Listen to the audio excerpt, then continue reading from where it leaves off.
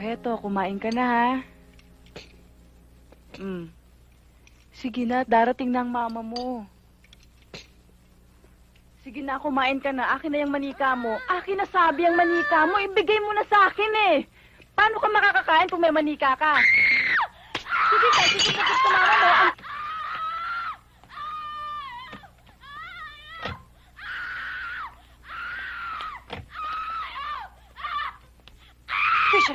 Fisher, tama na. Stop it! Stop it, Fisher. You're hurting yourself again. Fisher, ilang beses ko pa sinasabi sa'yo mali ang ginagawa mo. Tama na! Tony, I'll take care of this. Stop it! Fisher, stop it! Tama na! Ano na naman ba nangyari? Ipakakainin ko ho. Kinuha ko yung manika. Nagalit na siya. Ikaw naman kasi, ilang beses ko naman sinabi sa'yo, huwag mong basta-basta kukunin ang manika niya nang hindi mo siya sinasabihan. Sabi mo kung anong kailangan mo at dahan-dahanin mo. Hindi na natuto. Alam mo naman itong sitwasyon ng bata, eh. Akin na yan. Akin na yung manika.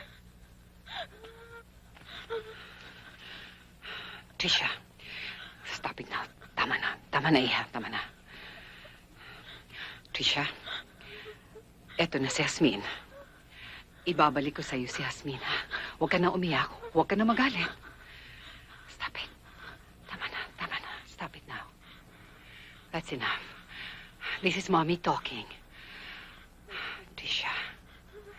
Trisha. Lamang isus ko ba sasabihin sa'yo? Mahal ka namin. Trisha, mahal ka ni Daddy at ni Mommy, ha? Naintindihan mo? Daddy and Mommy love you. Hindi ka namin pababayaan, ha? Pag may kailangan ka, sabihin mo. That's enough, Trisha. Tahan na. Kakain ko na ulit, ha? Kakain ka na.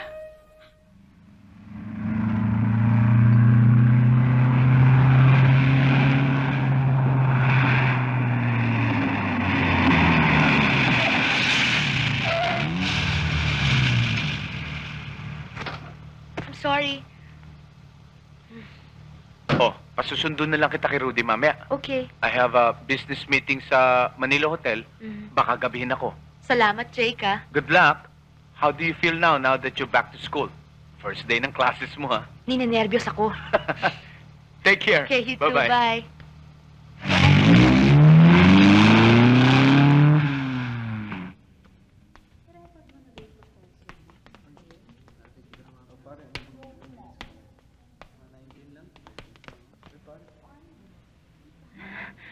Ara?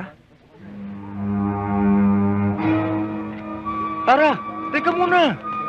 Mag-usap muna tayo. Iwan mo nga ako. Ano ba? Ayoko nang makita ang pagmumukha mo, hayop ka! Bayaan mo muna akong paliwanag. Para ano pa? Judas! Hayop! Judas! Ano pa?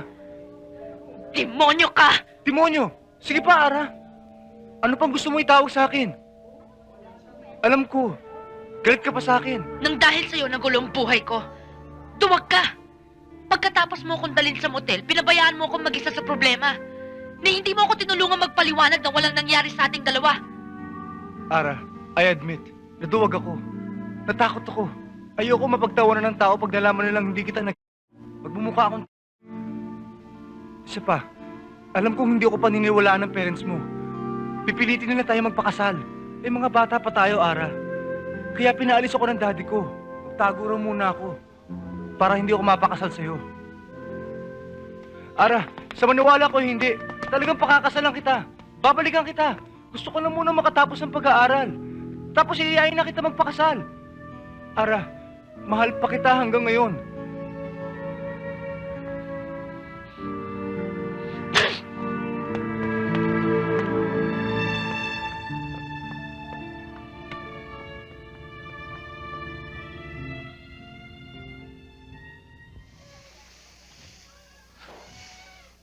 Kung hindi mo pinakinggan noon ang iyong ama, pakikinggan mo ko ngayon. Mahal ko siya. Wala na siya sa buhay mo. Si Darwin, si Nick, wala na. Siya naman ang anak ko, Tita Agnes. Asawa na siya ng kaibigan mo. Wala ka ng karapatan sa kanya. May karapatan ako. Kailangan malaman na nila ang katotohanan. Meron na ako. Ipapaliwanag ko sa kanilang lahat. Iharap ko mga testikot katibayan.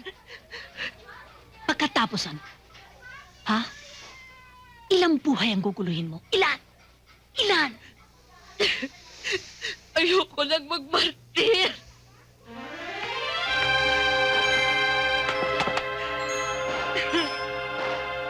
Hindi pagmamartir ang pagtanggap sa katotohanan.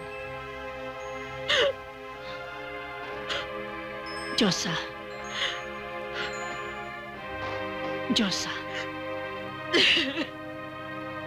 Si Darwin ay talagang wala na sa'yo.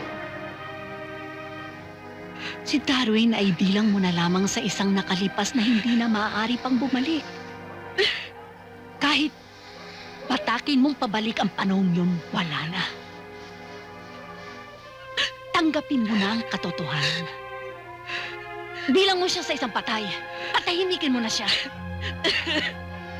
Magbabagong taon na, maawa ka sa iyong sarili, lalo-lalo na sa iyong anak.